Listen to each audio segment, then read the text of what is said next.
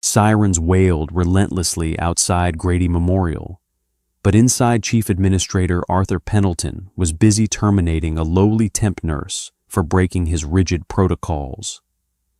He demanded her immediate removal, blind to her true identity, until the deafening roar of elite military Blackhawks shook his hospital, arriving strictly for her. Friday nights at Grady Memorial Hospital in downtown Atlanta were notoriously unforgiving. The emergency department operated as a relentless meat grinder, a chaotic symphony of crashing trauma carts, weeping relatives, and the sterile, sharp scent of antiseptic mixed with metallic copper. Amidst this swirling maelstrom stood Clara Bennett. On paper, Clara was just another temporary contract nurse assigned by Aya Healthcare to plug the gaping staffing holes in the city's busiest trauma center. She wore standard navy blue scrubs, kept her dark hair pulled back into a severe utilitarian bun, and possessed a chillingly calm demeanor that unnerved the younger staff. She didn't gossip at the nurses' station. She didn't complain about the grueling 14-hour shifts, and she never ever panicked. To the rest of the floor, Clara was a highly efficient mystery. She moved with an economy of motion that suggested years of intense repetitive drill training. When she started IV lines, she never missed a vein even on the most combative, dehydrated patients. Yet despite her undeniable skill, she remained entirely invisible to the hospital's upper echelon, exactly the way she preferred it. That invisibility was shattered at 2:14 a.m. when Dr. Arthur Pendleton decided to conduct one of his infamous surprise inspections. As the chief administrator of medical operations, Pendleton was less a healer and more a ruthless corporate hatchet man. He wore bespoke Italian suits that cost more than a resident's monthly salary and viewed the hospital solely through the lens of liability profit margins and strict bureaucratic protocol. Pendleton despised the agency nurses. He considered them overpriced mercenaries who lacked loyalty to his institution. He stalked the busy corridors with a clipboard, his silver hair perfectly coiffed, his eyes narrowed as he actively searched for minor infractions to justify budget cuts. The collision between Pendleton's rigid world and Clara's quiet competence began when the double doors of the ambulance bay violently crashed open. Paramedics sprinted into the blinding light of the ER, shouting over the din. John Doe, mid-30s, severe blunt force trauma from a high-speed motorcycle collision. Blood pressure is tanking 80/40. He's actively circling the drain, folks. The trauma bay instantly swallowed the patient. Dr. Simon Miller, a brilliant but chronically anxious junior attending, took the head of the bed. Clara slipped quietly into the room, taking her position at the patient's right arm, her hands already moving with a practiced, almost mechanical fluidity. She slapped on the pulse oximeter, secured a massive 14-gauge IV into his antecubital vein, and began rapidly pushing fluids before Miller even had the chance to utter his first verbal order. From the elevated glass observation deck overlooking the trauma bays, Dr. Pendleton stood with his arms crossed, his cold eyes fixed on the unfolding scene below. He watched, waiting to critique. Down in the bay, the situation deteriorated with terrifying speed. The heart monitor's rhythmic beeping suddenly morphed into a frantic, erratic warning alarm. Pressure is dropping 60 over palp. A respiratory therapist yelled, desperately squeezing the bag valve mask. He's got a massive tension pneumothorax. Dr. Miller stammered, his eyes darting frantically around the room, sweat beading on his forehead. His trachea is deviating. He's going into cardiac arrest. We need to decompress the chest. Get me a chest tube kit. Hurry. Doctor, a standard chest tube will take too long. He's losing his pulse now, Clara stated. Her voice was remarkably steady, completely devoid of the panic that had infected the rest of the room. It cut through the chaos like a surgical blade. He needs bilateral needle decompression immediately followed by a clamshell thoracotomy if we don't get return of spontaneous circulation. Miller froze. The sheer audacity of a temporary nurse contradicting a physician in the middle of a code was entirely unheard of. "Excuse me, you are a temp. You do not dictate the treatment plan. Get the chest tube kit." The monitor shrieked a flat, continuous tone. A systole. The patient's heart had stopped. Miller's hands visibly trembled. He stared at the flatline, completely paralyzed by the sudden, overwhelming pressure and the rapid deterioration of the man bleeding out on his table. Seconds ticked by, precious, irreplaceable seconds, where oxygen-starved brain tissue began to die. The room fell into a horrifying suspended animation as the staff waited for their attending physician to act. Clara did not wait. Bypassing every single rule, protocol, and legal boundary established by the Georgia Board of Nursing and St. Jude's administrative bylaws, Clara physically stepped in front of the frozen doctor. Without a word, she snatched 2 heavy-gauge decompression needles from the supply cart. In one synchronized, brutally efficient motion, she drove them directly into the second intercostal spaces of the patient's chest. The hiss of trapped air escaping was immediately audible. Up on the observation deck, Dr. Pendleton gripped the railing, his face contorting into a mask of pure, unadulterated outrage. He watched in absolute disbelief as a contracted temp nurse illegally usurped command of his trauma bay. "Get out of the way, Simon," Clara ordered the attending, her tone leaving zero room for debate. She grabbed the defibrillator paddles, charged them to 200 joules, and delivered a massive shock. When the monitor remained flat, she didn't hesitate. She looked directly at Miller. "He's bleeding into his pericardial sac. If you don't open his chest right now, he is dead. Do it. Now." When Miller remained immobilized by shock, Clara grabbed a scalpel. It was the ultimate cardinal sin. She was not a surgeon. She was not even a physician. But she was not going to let the man die. The aftermath in the trauma bay was suffocatingly tense. Against all statistical probabilities, the John Doe had a pulse.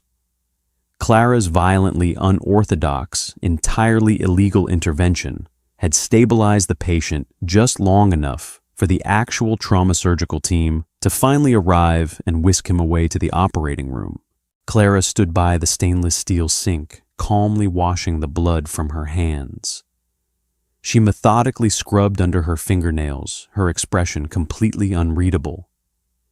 The rest of the staff gave her a wide berth, looking at her with a mixture of profound awe and absolute terror. They all knew what was coming next.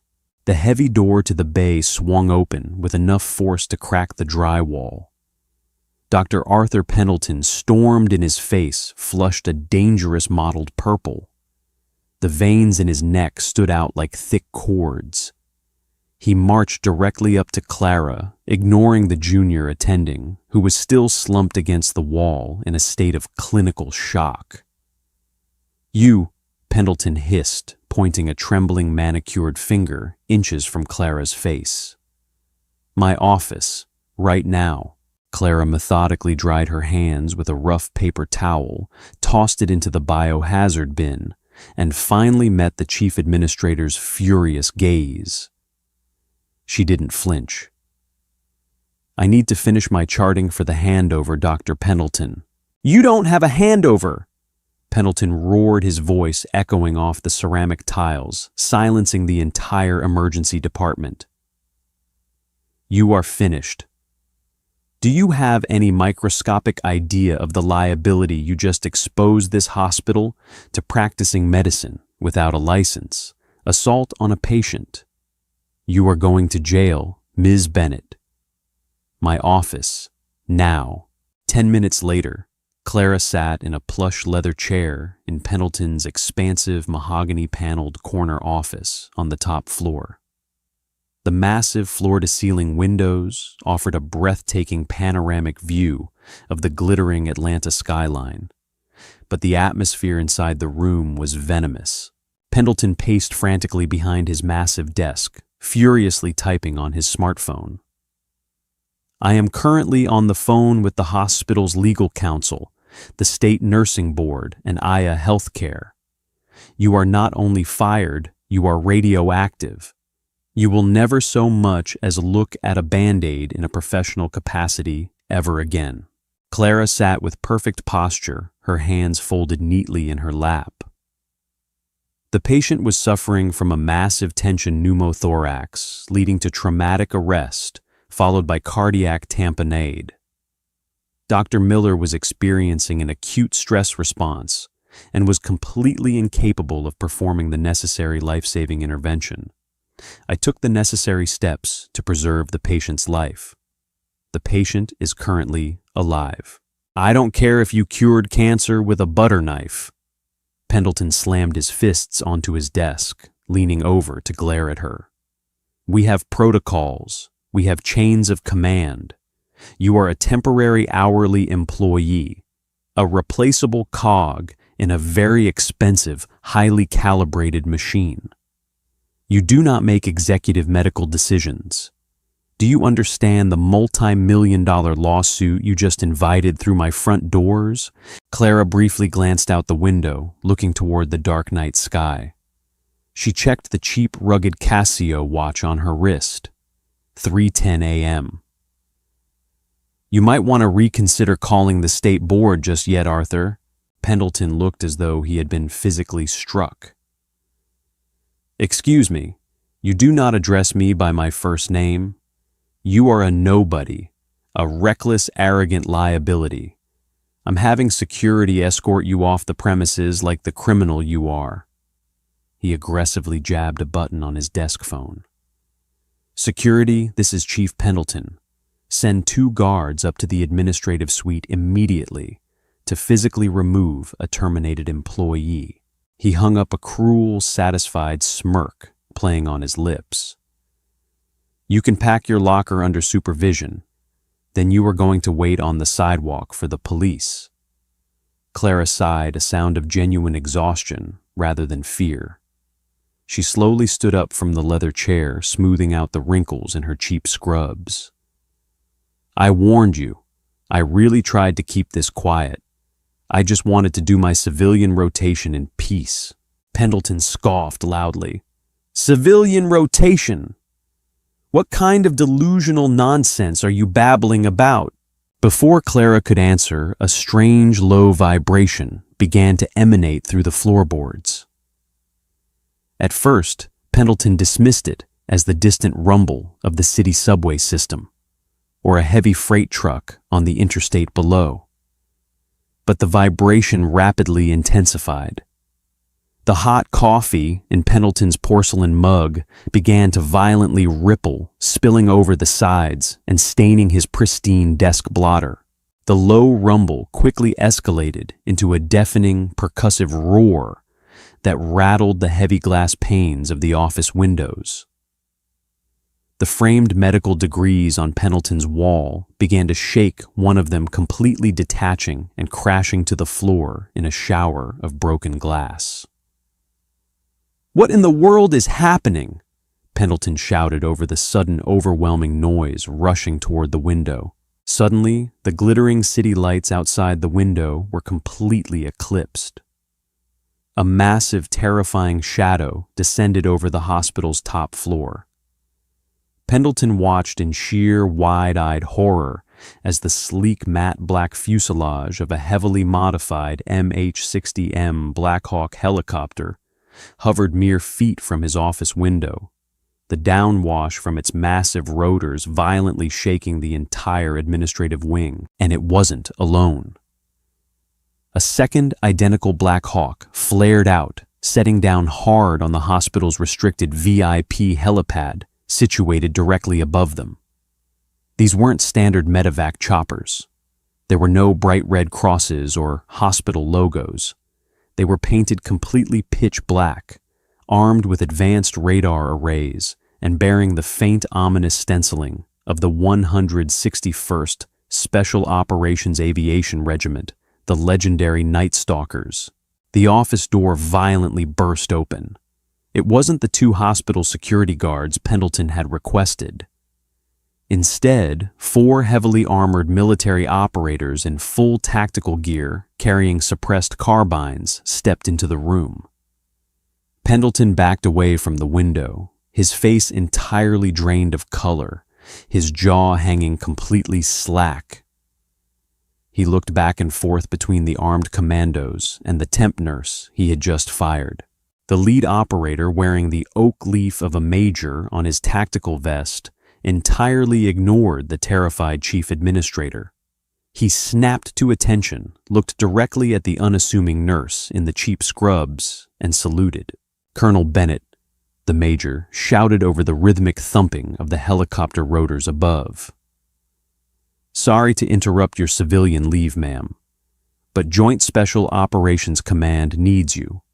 We have a classified mass casualty situation inbound to Andrews Air Force Base. Your surgical team is already prepping for transport." Clara calmly returned the salute, her entire demeanor shifting from a quiet temp to a hardened military commander. She finally looked back at Pendleton, who was trembling so violently he had to grip his desk to remain standing. "Like I said, Arthur," Clara said, her voice easily cutting through the chaos, "you can hold off on that paperwork."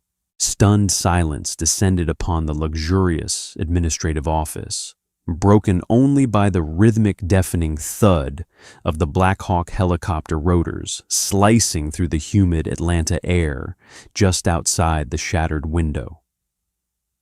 Arthur Pendleton remained frozen behind his mahogany desk, his knuckles entirely white from gripping the wood. His perfectly constructed, heavily bureaucratic world had just violently collided with a reality he could not comprehend. He stared at the 4 heavily armed JSOC operators, their night vision goggles resting on their helmets, and then shifted his terrified gaze back to the woman he had just threatened to have arrested. Clara Bennett slowly reached up and pulled the cheap plastic Aya Healthcare temporary employee badge from her scrub top. She tossed it onto Pendleton's coffee-stained desk blotter with a dismissive flick of her wrist. The piece of plastic clattered against his expensive pen set. "Major Reynolds," Clara addressed the lead operator, her voice completely devoid of the deferential tone she had used all month with the hospital staff. "Status of the inbound casualties: 6 critically wounded personnel being medevaced from a highly classified overseas kinetic operation." Colonel Major Reynolds replied crisply, keeping his hands resting near his tactical vest. "Multiple gunshot wounds, blast traumas, and complex amputations. The Pentagon explicitly requested you take the lead on the surgical team. General Thomas himself authorized the immediate extraction from your civilian rotation." Pendleton finally managed to pry his vocal cords loose. "Colonel, civilian rotation," he stammered, his voice cracking into an embarrassing high-pitched squeak. "This is a hospital. You are a temporary contract nurse. You cannot simply leave in the middle of a shift." Major Reynolds slowly turned his head to look at the chief administrator. The hardened operator's eyes were completely devoid of warmth. "Sir, you are currently speaking to Colonel Clara Bennett, the Chief of Trauma Surgery for the United States Army's Joint Medical Augmentation Unit. She is one of the top Tier 1 trauma surgeons on the planet. For the past 6 weeks, she has been participating in a fully sanctioned, federally authorized military-civilian partnership program specifically designed to keep elite military medical personnel sharp in high-volume civilian trauma centers. It is a program heavily modeled after the real-world Army Trauma Training Detachment stationed down in Miami. The major took a menacing step closer to Pendleton's desk. The hospital's board of directors and the federal government signed off on this entirely classified placement. Your complete ignorance of her true identity was by design to prevent special treatment. But let me be perfectly clear, she does not work for you. She works for the Department of Defense, and right now her country needs her. Pendleton sank heavily into his plush leather chair, his bespoke suit suddenly feeling suffocatingly tight. The arrogant, untouchable administrator looked entirely defeated, his mind racing to calculate the sheer magnitude of the catastrophic mistake he had just made. He had aggressively threatened to revoke the medical license of a high-ranking military surgeon, a woman who routinely operated under enemy fire to save American lives. Arthur, Clara said, walking over to the coat rack to grab her civilian jacket. When I stepped into that trauma bay tonight, I was not acting as a temporary floor nurse. I was acting as a sworn officer and a physician operating under the universally recognized doctrine of emergency necessity. Dr. Miller was acutely compromised by stress. If I had not decompressed that man's chest and initiated surgical intervention, he would be lying in your morgue right now, and you would be facing a genuine, indefensible malpractice lawsuit. She slipped into her jacket, her posture radiating an intimidating, undeniable authority that made the expensive office seem incredibly small. I strongly suggest you tread very carefully with how you document tonight's events. Clara continued her tone, dropping to a quiet, dangerous register. Because if I hear that you have attempted to punish Dr. Miller or smear my professional record to cover up your own administrative failures, I promise you I will make it my personal mission to expose every single dangerous budget cut and ethical violation you have forced upon this emergency department. Pendleton opened his mouth to formulate a response to somehow reclaim a shred of his shattered dignity, but absolutely no words came out. He simply sat there, a broken man trembling in a puddle of spilled coffee and shattered glass. "Let's go, Major," Clara ordered, turning her back on the chief administrator without a second glance. "We have soldiers bleeding. Time is tissue." The JSOC operators immediately formed a tight protective diamond formation around Clara. They marched out of the administrative suite, their heavy combat boots thudding against the expensive hardwood floors. They descended via the private executive elevator, bypassing the chaotic waiting rooms. When the elevator doors parted on the ground floor, the emergency department staff completely froze. Paramedics, nurses, and attending physicians stopped mid-stride. Dr. Simon Miller, still looking pale from the earlier ordeal, stood near the nurse's station, clutching a clipboard. He watched in absolute wide-eyed astonishment as the quiet, unassuming temp nurse walked confidently through the bustling corridor, flanked by elite Special Forces commandos carrying suppressed weapons. Clara paused briefly as she passed the young attending physician. She looked him directly in the eye. "You panicked, Simon," she said softly, yet loud enough for the immediate circle of staff to hear. "But your initial diagnosis was entirely correct. Trust your training next time. Don't let administrators dictate your medical judgment." Miller swallowed hard, slowly nodding his head in profound respect. Clara pushed through the heavy double doors leading to the ambulance bay, where a heavily armored tactical SUV was idling, waiting to transport her to the helipad.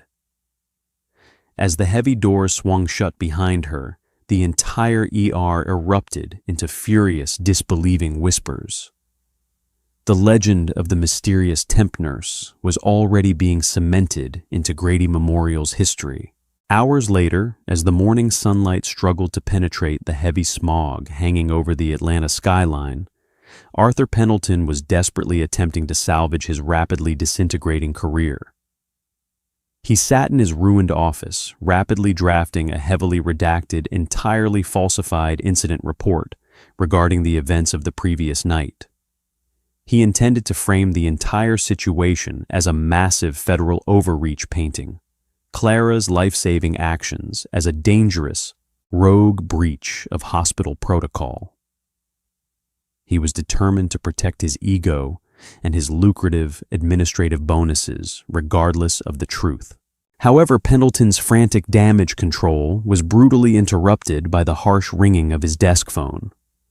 The caller ID displayed the private extension of Richard Montgomery, the ruthless chairman of the hospital board of directors. Arthur. Montgomery's voice barked through the speakerphone, entirely devoid of pleasantries.